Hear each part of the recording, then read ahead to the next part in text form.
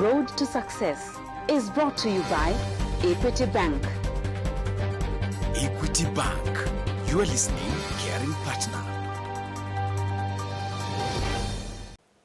Thank you for watching Road to Success, the key to your next level in business. This week, our guest is Dr. Joyce Gitangu of Dental Smiles for Children. What a fantastic concept when it comes to dental. Karibu sana. Thank you. How did your journey begin? I started right out after school. I started working for a company that dealt with just kids. And it wasn't my first choice, but when I got into it, I started loving kids. So I worked with kids. They're actually really easy. Most people think they're really hard. Then I used to visit Kenya a lot. And a lot of people would tell me, you know, there are no kids clinics like dental clinics for kids. And I was like, really? You know, and sometimes I would just see kids around and they have decay, full mouth of decay, you know, and it just started making me think that it's something that I can pursue and open in Kenya. So I started very early on. I think it was in 2009. Before you started this enterprise, your journey started from the States. At what point did you decide you want to come back home? Well, I started coming to Kenya a lot after I finished dental school. And, you know, I noticed a lot of people were asking me, you know, why don't you move home? You know, we don't have any dental clinics for kids. And I just started like, you know, thinking about like, this would be a great idea, you know. I wasn't in that place yet. I just graduated. So my confidence level was not, you know, what it needed to be for me to just move home. So I just kind of started making the preparations, you know, doing my research, you know, before I ended up deciding to move home. Okay, and you were very sure it's the children that you wanted to focus on? Definitely, for sure, yeah. Why children? Right now, actually, in Kenya, you know, there's about 60 to 90% of school children that have dental decay, you know. It's one of the most popular chronic disease in children after asthma, you know. And, you know, I just felt that there was a need, and I felt like, you know, I could leverage my skills and be valuable here, you know, and just be able to alleviate some of that burden of oral disease in Kenya. What was the transition like coming from the States into Kenya and starting a business? It was difficult. You know, the culture of medicine when it comes to dentistry is very different. You know, most people don't routinely just go to the dentist. They usually, you know, wait until there's a problem, you know, when they're in pain to come and visit, you know, and that was our avenue to be like, okay, you know, you have 100 other problems, you know. So just you know, just trying to promote oral health was an uphill task for me because I have to convince them that they have to come see the dentist every 6 months, you know, just for a routine dental checkup and just not when they're in pain. So that was a challenge. The other one was, you know, we obviously pride ourselves with very high standard materials, and acquiring them locally was very difficult. What kind of material are you talking dental about? Materials, Dental the ones material. that we use on our patients. So I had to import most of them because if I acquired them locally, it also was very expensive. So that has been very cumbersome for me because I have to always be, you know, if I'm out of something right there and then, you know, it's very expensive to kind of get it into Kenya within like 7 days. What about the licensing? They require you to do exams, and they require you to practice locally, which is very discouraging for, you know, a doctor who's been practicing for years, you know, to just come back and, you know, do a locum somewhere, you know. Talk to us about the process of setting up the Dental Smiles for Kids. Because you started this process from the States. I mean, of course, you need the research and all that. How did you go about that? It was very difficult, I have to admit, because there isn't a lot of data available, health data really, to kind of put a good business plan, especially when I was doing my market research, you know. I had to rely a lot on what other people were telling me, and the statistics that were there were very outdated. So it was one of those things you just kind of used the resources you had the best you can and just hope for the best. But I knew already obviously it was going to be a kids clinic. I was going to, have it themed for kids. I wanted to have like a different type of experience. Once they walk in, I don't want someone to feel like they're coming into a clinic. I wanted them to feel like they're coming into a fun fair or something. So what I did was I went and shopped for my equipments. Most of them, I bought them in the US. I actually traveled to China and actually bought them. Some of them are custom. I custom made them, like the SpongeBob chairs. Then, I had them shipped. And meanwhile, I was having this area, constructed. So luckily, I have a little interior design in me. So it was easy for me to design the interior of it, the partitioning, because the contractors have never done a dental clinic before. What marketing strategy did you use? At the beginning, we did a lot of, even before the clinic opened, we did a lot of outreaches. For example, like the last one we actually did was Capital Kids on Wild Day when they were planting trees. So we use those type of avenues to go out and teach people how to brush, how to floss, how to take care of their teeth. And it's a way to introduce our clinic to majority of the people who come there. So that's how we started. When we began this clinic, we already had a roster of patients that we could call from the outreaches that we had done, and they came. And it just started slowly and slowly. People came, they were wowed, and they started spreading. So word of mouth has been very good to us. Patients are the biggest brand ambassador, Other than that, social media has really helped, promoting the business. And I had to learn how to use it, and it has been really, really good for us. We need to take a break, but when we come back, we'll talk more about the Dental Smiles for Kids. You're watching Road to Success, the key to your next level in business. Do not go away.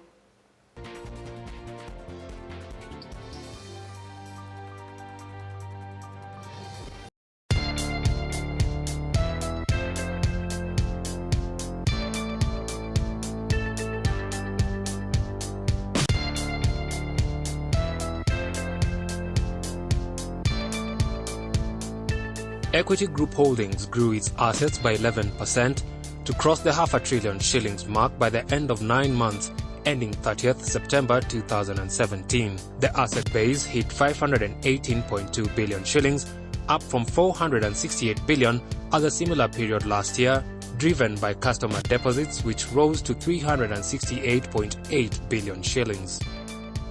Releasing the 2017 third quarter results, Equity Bank CEO Dr. James Mwangi noted that the bank achieved a pre-tax profit of 20.7 billion shillings. We have profit of 20.7 billion shillings before tax and profit after tax of 14.6 billion shillings. I've also been amazed by the capability of Equity Bank. You lose 42% of your interest income in loans.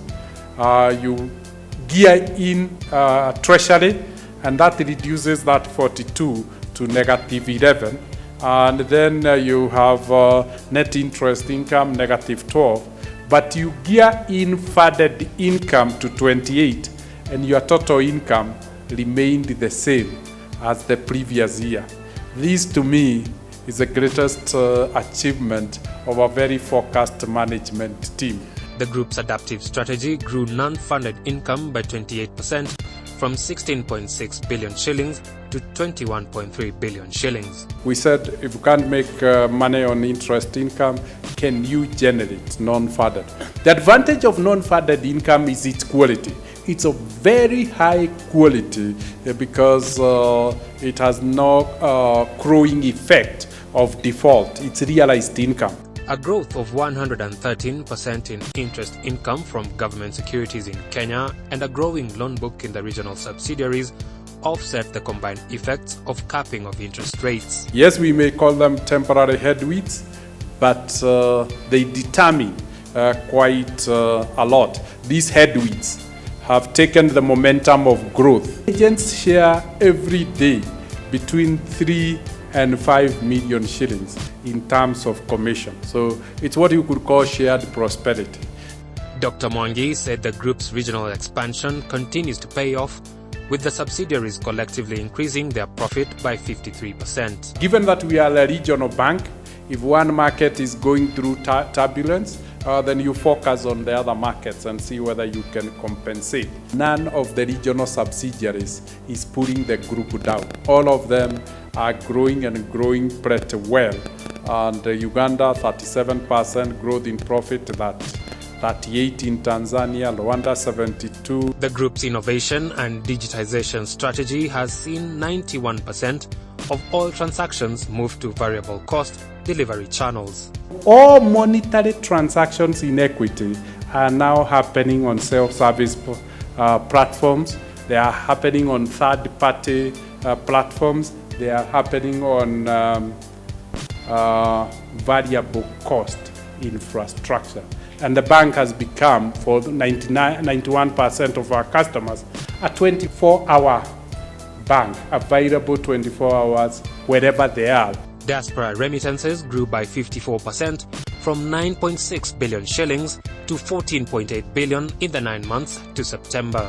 What has happened is the traditional models of remittances that are being weighted. And we guess by the end of this year, we should be able to be doing about $60–70 million of diaspora flows per month. Mobile innovation, Equitel, saw the group capture 25.6% of the value of national money transfer in Kenya and 33% of the national market share of mobile commerce. The good thing, we have now rolled the whole digitization in all the subsidiaries, and we believe by March next year they will be almost at the same level with Kenya. And so the efficiency that is at the Kenya level can hopefully be achieved at the group level. We have eventually been able to compress distance, and geography. It doesn't matter where you are, and we have compressed time. It doesn't matter what time of day or night you can do banking. Globally, the bank was cited for strong brand recognition by Moody's and ranked as the most preferred bank on customer preference and satisfaction by Geopol. To us, this talks a lot about what Geopol have said, the confidence, the preferred service provider, the safe, secure place for my money. Equity continues to fortify its brand strength through social impact investments, including the education-based Wings to Fly and Equity Leaders programs, training of entrepreneurs, as well as social payments to the vulnerable.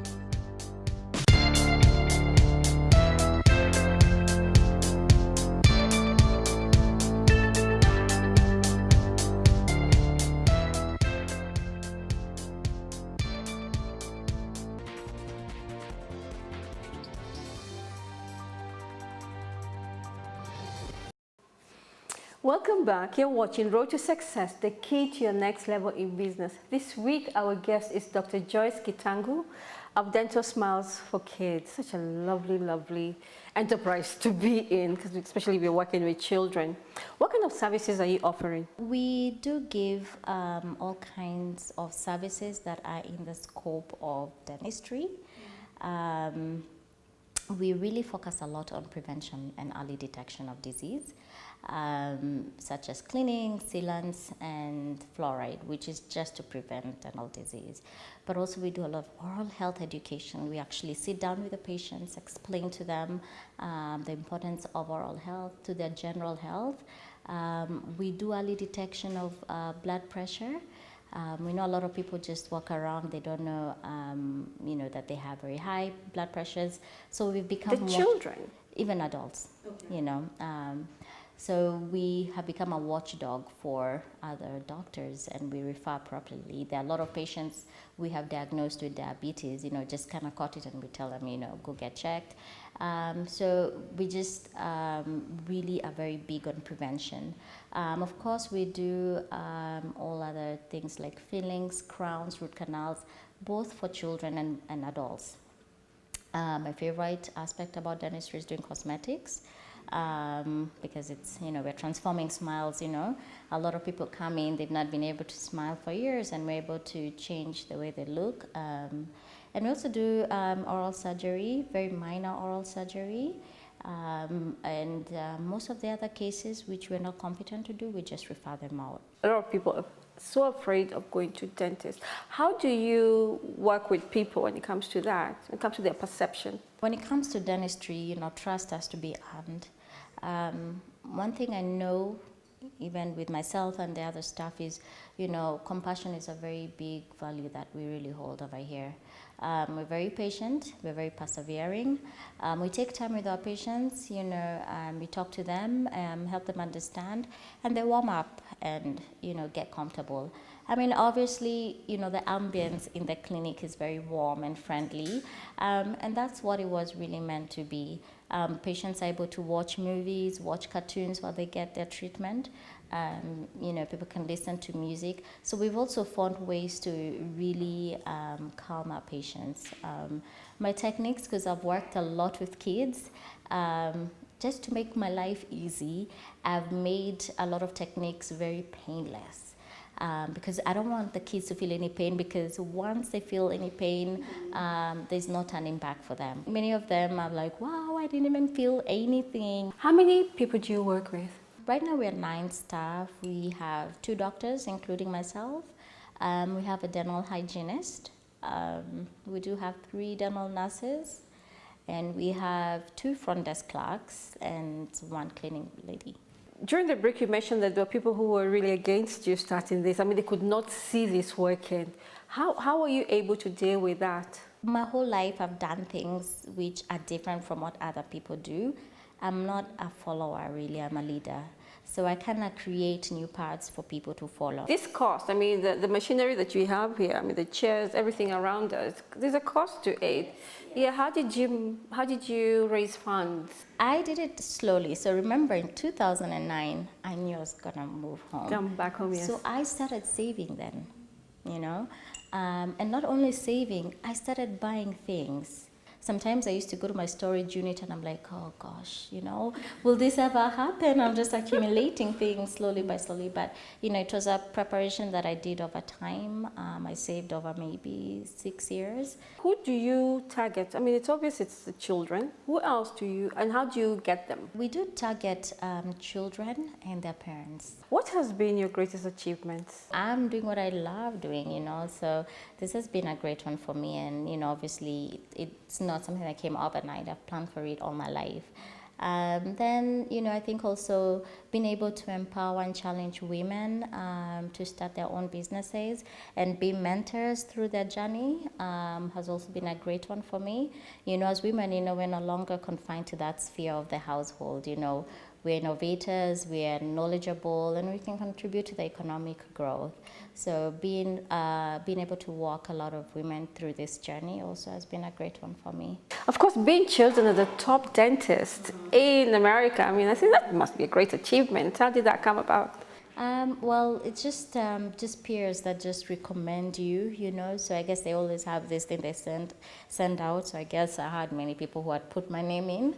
It's quite an honor. It just shows the impact my work has on other people. So it just kind of gives me that confidence. What lessons have you learned since you started the Dental Smiles for Kids? Your patients are always right. Your customers are always right, Build a customer-centric model that really focuses on, the patient satisfaction.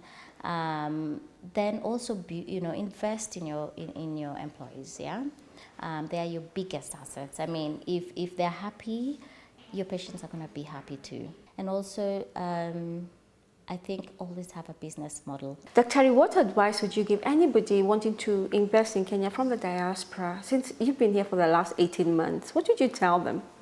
The only thing is people have to be prepared, do your research, yeah? there's obviously a lot of opportunities. It's not that easy moving from your comfort zone.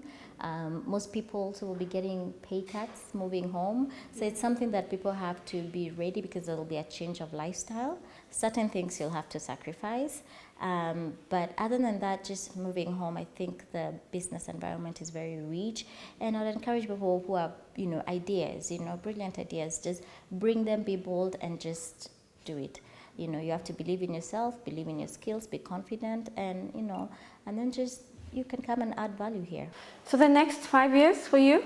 I would like to open about 2 or 3 clinics in other areas, just replicate the same model. Definitely I would like to become a change agent in health. Like I said, there's such a burden of disease, dental disease, and I would want to be part of a health system change in order to alleviate some of those problems. But mostly I'd want to make an impact, within the health system and tackle some of the issues that we have in our healthcare system. Dr. thank you so much, really, for the opportunity to come and talk to you and to see that you're making a difference, especially to our children, in creating that awareness that their teeth, their oral hygiene is important. Thank you so much for your time. Thank you very much. You're watching Road to Success, the key to your next level in business. Don't go away.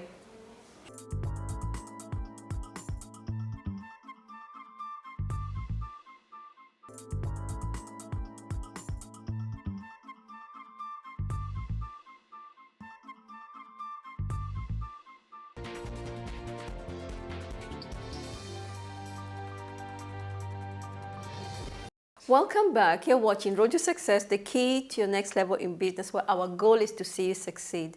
Our expert this week is Charles Mkangi of Melky Solutions. Karibu sana, Charles. Asante sana, Kathy. It's always nice to see you. Transition is a conversation we'd like to have when it comes to business. Our guest earlier on transited from America into Kenya and started her business, and she did it in 3 months, which is actually quite commendable. However, there are issues, or there are things that we should consider when we're transiting, not only from abroad to Kenya, or even within the counties. Yes, transition is critical. Change is just that. Change seems to be the only constant that we actually have, and that's what the old adage says.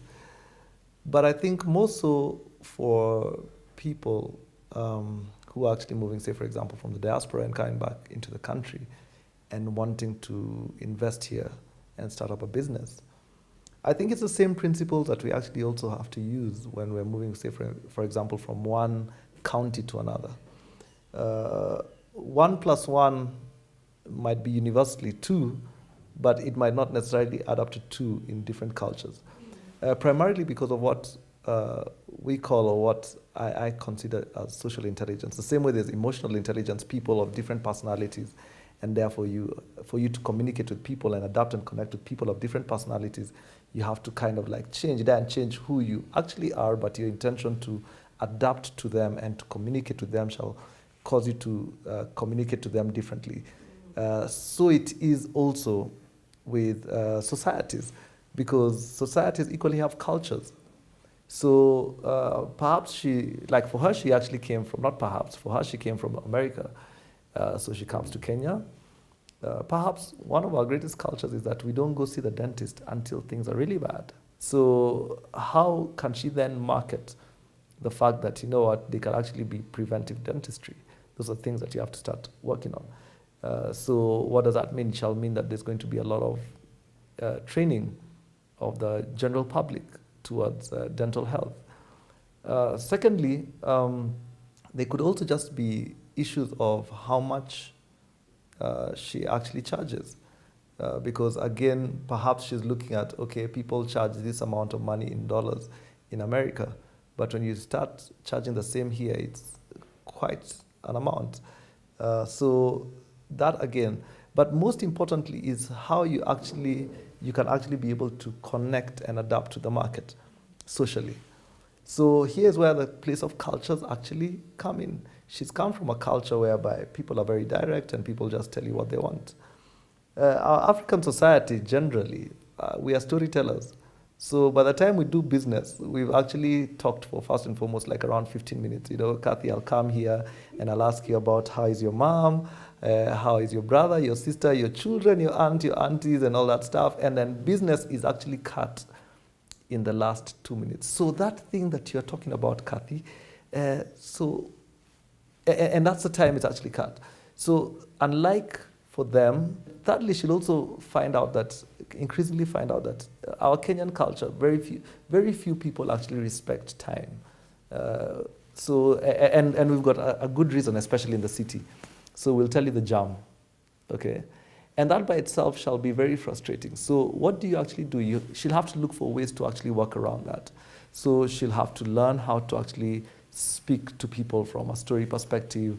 We are very social people who want to find out, So when somebody wants to engage from a social perspective, you'll have to just give them the opportunity. Yeah. So here's where a lot of social intelligence comes in. So they'll tell you about this, that, and the other, and then you accommodate them, and then after that you can actually go into whatever kind of business. Should I consider that when I'm moving from one county to another, though, also? Yes, because say, for example, you've come from Nairobi and you're going to Kajiado. I do not know Kathy, and I'm not being... but I've realized this. First and foremost, the way the Maasai people actually greet one another, they take quite a while. If I'm moving from Nairobi and going to Murang'a County, say, for example, the way they greet one another and the way they do business is also different from the way the people in Kajiado also do that. If you go to Mombasa, people shall tell you, by the way, here, don't take us too... It's not that they're not interested in your business. Yeah. It's just that their methodology is a little bit different. If you get out from here and go to Tanzania, it's the same thing. So when you go to Tanzania, so what people would actually call slow here in Kenya, when you go to Tanzania, they'll tell you guys are Kenyans and you guys are doing it a little bit too fast. Yeah. So it's that. It's the same way when... people actually, when Nigerians come here and people say, these guys seem to be a little bit too, fast for us guys. So in essence, it's just that thing about understanding the rhythm. Then thirdly, and I think most importantly that she'd also have to also realize fast enough, is that a lot of business in this country is also done relationally. So it's who you know. So the place of referrals is very critical. And especially for her, for dentistry, it's a very relational business. You did it for me. If you did it for me and my kids, then I can be able to introduce you to other people. So people are increasingly working out their networks far much more. I'm wondering, is there a place of research? I think that is also very key, isn't it? I must go see, I must know who I'm taking my businesses to. Correct. And the place of research can be done in two ways. One, you can actually get people to actually do for you the market research, which is good. But I think the better one is where you can actually be able to go see for yourself. Because that is important. That is very... I need to understand if I'm going to Bungoma, for example, I must understand that culture. Correct. Sit down with people from there. Yeah. All other counties. Yeah. There's enough to go around for everybody. Yeah. And there shall still be a remainder. Thank you, Charles. You're welcome. Really, it's always nice to have you on our show. Great. Thank you for watching Road to Success, the key to your next level in business. Do have a blessed week. Road to Success is brought to you by Equity Bank. Equity Bank. You are listening, caring partner.